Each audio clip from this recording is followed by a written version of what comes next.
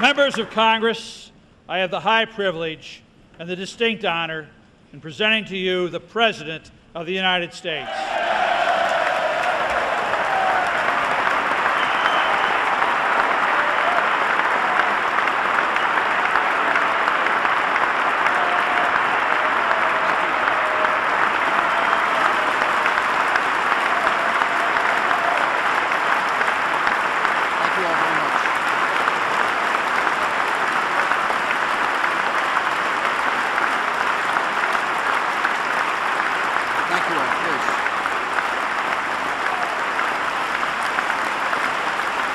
Thank you very much.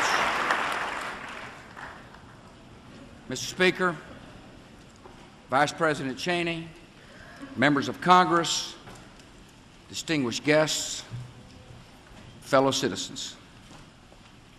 As we gather tonight, our nation is at war, our economy is in recession, and the civilized world faces unprecedented dangers. Yet the state of our union has never been stronger.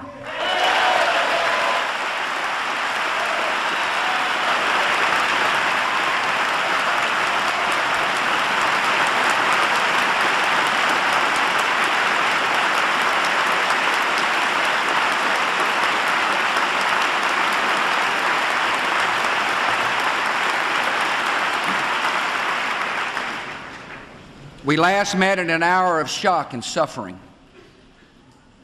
In 4 short months, our nation has comforted the victims, begun to rebuild New York and the Pentagon, rallied a great coalition, captured, arrested, and rid the world of thousands of terrorists, destroyed Afghanistan's terrorist training camps, saved the people from starvation, and freed a country from brutal oppression.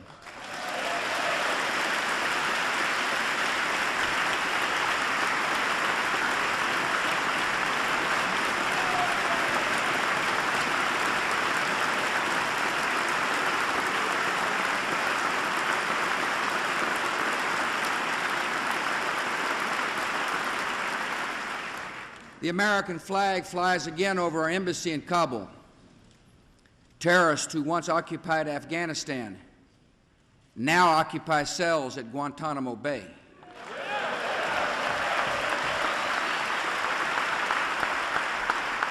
And terrorist leaders who urged followers to sacrifice their lives are running for their own.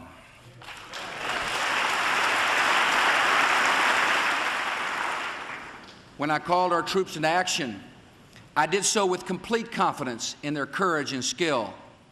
And tonight, thanks to them, we are winning the war on terror. The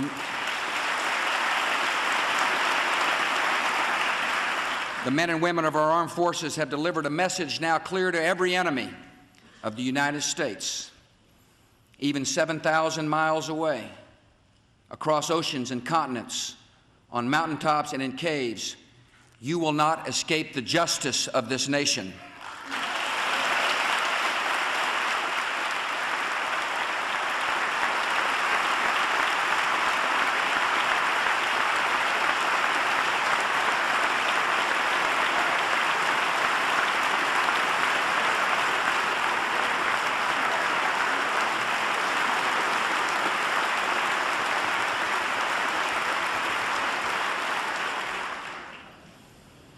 For many Americans, these 4 months have brought sorrow and pain that will never completely go away. Every day, a retired firefighter returns to ground zero to feel closer to his 2 sons who died there. At a memorial in New York, a little boy left his football with a note for his lost father. Dear Daddy, please take this to heaven. I don't want to play football until I can play with you again someday. Last month at the grave of her husband, Michael, a CIA officer and Marine who died in Mazar-e-Sharif, Shannon Spann said these words of farewell: Semper Fi, my love. Shannon is with us tonight.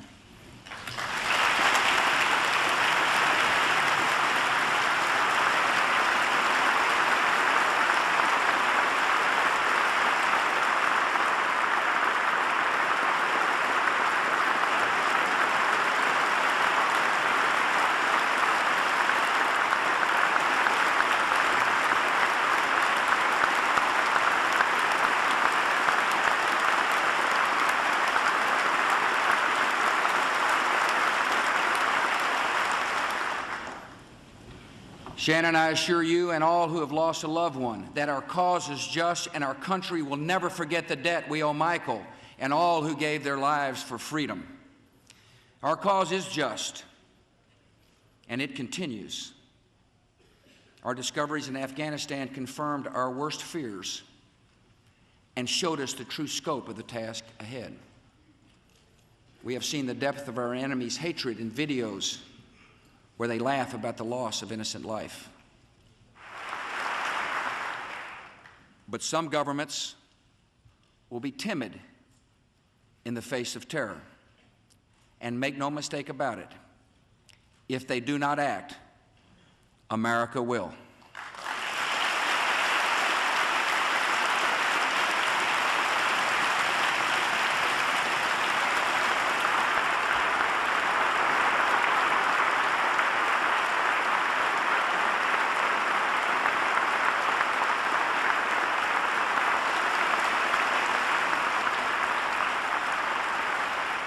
Our second goal is to prevent regimes that sponsor terror from threatening America or our friends and allies with weapons of mass destruction.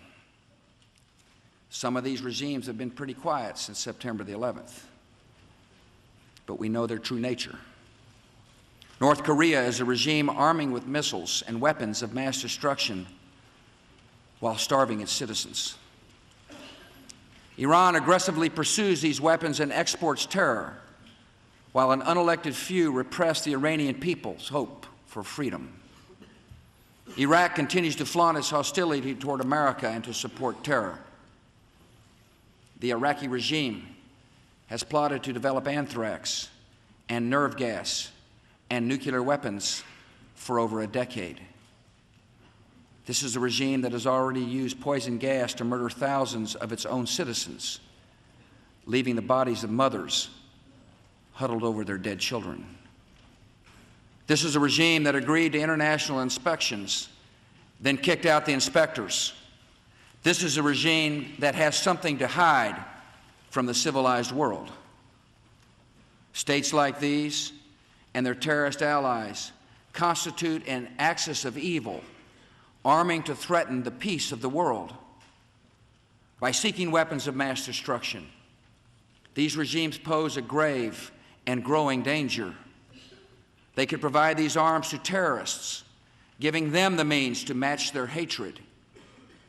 They could attack our allies or attempt to blackmail the United States. In any of these cases, the price of indifference would be catastrophic.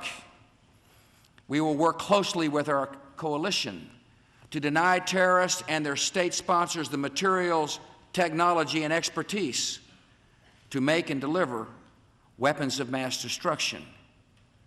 We will develop and deploy effective missile defenses to protect America and our allies from sudden attack.